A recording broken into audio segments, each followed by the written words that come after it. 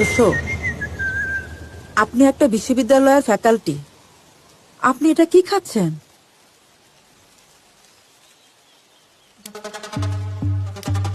Smoking is injurious to my health, not to your university.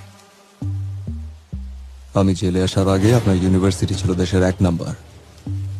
আমি জেলে আসার পর হয়ে গেছে 4 নাম্বার। লোহা দিয়া লোহা কাটে, এটা বুঝতে স্মার্ট মানুষের জন্য টাইম লাগে না, স্টুপিডদের একটু লাগে। আমি জয়েন করার পর আপনার ইউনিভার্সিটি 1 নাম্বার হয় কি হয় না সেইটা দেখেন। University is my professional matter. দেখেছো,